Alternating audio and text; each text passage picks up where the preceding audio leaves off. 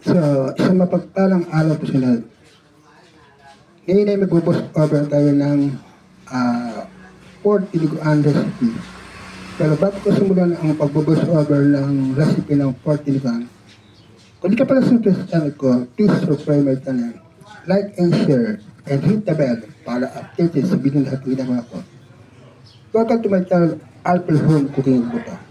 Ginawa natin itong voice over record ng pork tinuguan dahil sa busy tayo, hindi natin napapanood yung mga video, kaya sa pamamagitan lang ng kahit nakaiga tayo ay mapapanggan natin itong recipe ng pork tinuguan.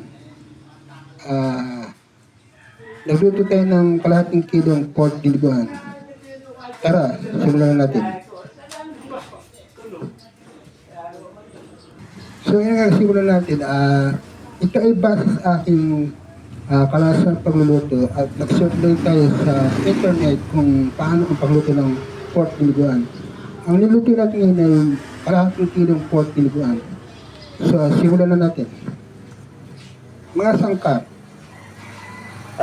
Kalahating kilong baboy, pwede kasim o lamang loob kung gusto mo. Pero sa akin, mas maganda yung kasim. Then, sunod, isang tas ng dugo ng baboy, yung presa na nabili sa bayan. Then, sumunod, 3 buti ng bawang, inagtad natin yun, tagtarin natin.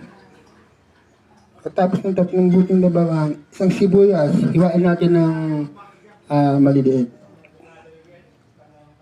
Then, ito option na lang, pwede natin din yan ng luya, hiwaan natin. Pero para kasi yung luya, ang purpose niya kaya lagyan ng luya, para mawala ang gansa ng baboy. Pero kung hindi mo naman check yung lagyan ng luya, pwede rin bawang at sibuyas na lang. Then, maglagay tayo ng siling verde, 3 piraso o 2. Sa iyo, kung 3 piraso na siling verde. Tapos, 2 kutsarang suka. 1 kutsarang patis. Mas magandang gamit natin pag-is-is sa asin. Tapos, pwede rin natin lagyan ng dahon ng laurel para may aroma. Pero kung ayaw mo naman, optional din yun na huwag mong lagyan ng laurel. Kung sa akin, ayaw ko ng lagyan ng laurel eh. Pwede yung oregano na yung parang damo. Pwede rin yan ang ilagay nyo. Tapos, lagyan din natin ng asin ng konti, maliban sa patis, asin sa paminta. Depende sa inyo kung anong trip nyo na pagkalagay ng asin. Maalat o konti ano lang.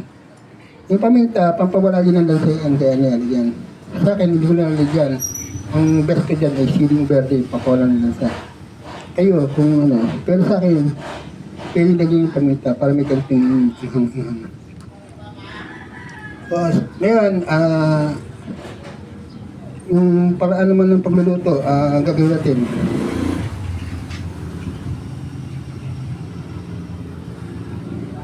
Ihanda muna natin yung dugo na nabili natin. Tapos, yung dugo, lagyan natin ng konting suka. Tapos, yung dugo ng baboy, lagyan natin ng konting suka para hindi mamuo agad. Yun. Yung dugo ng baboy, lagyan natin ng konting suka. Ayon doon sa recipe na sangkap, lagyan natin konting suka. Tapos, i-set aside muna natin. Yun, hihalo natin yung suka. Then, paano gisahin? Kung doon nasisundan yung tutorial ko, ulitin nyo lang. Tapos, paano naman gisahin? Ganito guys, yung paggisa ng pork tinuguan. Sa mainit na kawali, painitin muna natin yung kawali, tapos lagyan natin ng konting mantika. Igisa natin yung bawang sa sibuyas. Sa paglalagay ng bawang, unahin muna natin yung bawang. Pero iba ginagawa yung sibuyas eh.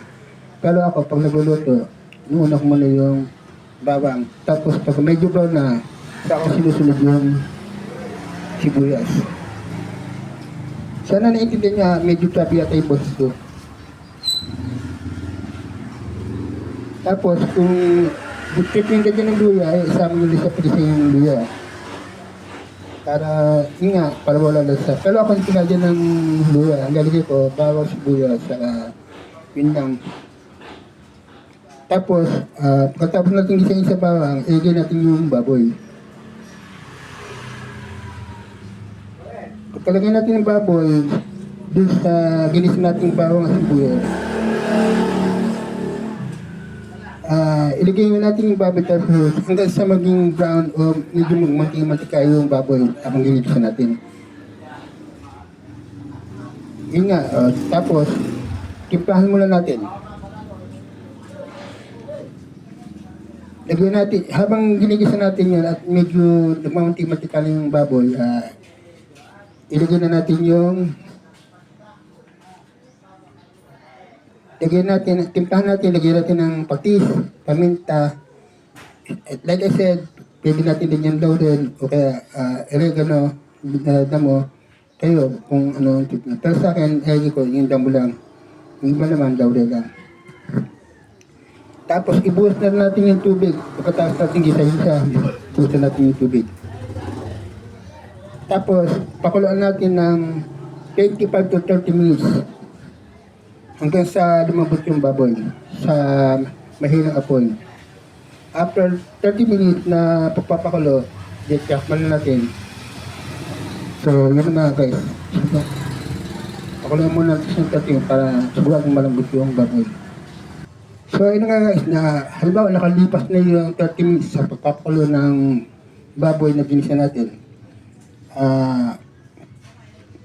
Hinaan natin yung apoy pagkatapos ng 30 minutes, tapos dahan-dahan natin ibuhos yung dugo ng baboy. Tapos, habang hinahalo, para hindi mamuo. Halimbawa, binuhos natin yung dugo ng baboy, haluin natin ng counterclockwise na huwag yung balik-balik, pabalik-balik. Basta haluin natin ng dahan-dahan na habang kumukulo. Pero make sure na huwag natin siya tatakban. Kasi once kinakpan natin siya, mamumuo yun, yung dugo. So ayun nga guys, pinakulan natin siya. 15 minutes na hindi nakatakip. Tapos dahan-dahan natin siya haluin. Sa low fire lang, pinakamahinang apoy lang. Kasi papakuloan pa lang siya ng 15 minutes para sigurado natin malambot yung baboy.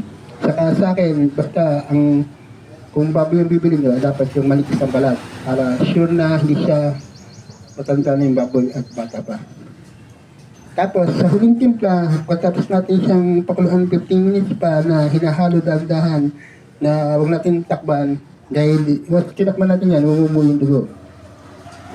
Sa low fire lang po. So ayun nga guys, nakalipas na yung 15 minutes, hinalo natin yung dugo na dahan-dahan na hindi tinakban ng takip, na dahan-dahan na sa low fire. Then sa huling timpla natin, ilagay na natin yung suka. Ito guys, tip ko na, pag lalagay natin yung suka, bayaan mo muna siyang 2 minuto. Lagyan natin 2 minuto yung suka, pero huwag natin siyang haluin. Hayaan mo na siyang lumipas yung 2 minuto. Malapit timer kayo. Haluin natin siya ng 2 minuto. Tapos, pagkatapos nyo na nakalipas yung 2 minuto, sa low fire lang po, idagdagan natin yung siling verde. Tapos, timpla natin konting asin pa, kung tip natin yung medyo matabang.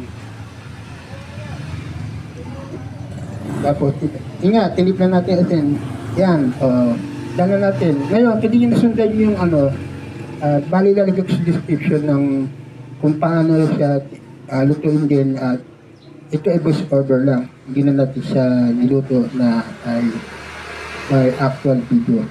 Kasi ingat na sa like I said, busy yung mga tao, kailangan lang siya nakahiga, nakikinig para matutunan yung paano pagluluto ng pork dinigang.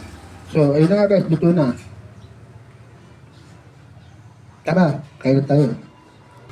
Tara guys, kain na tayo. Ayan na ang pork dinuguan. Dahil morning lang ngayon, merong rich coffee. Yan. Saka kanin. Tara, kain na tayo. Bye-bye. Good vibes only and God bless us all. Peace out.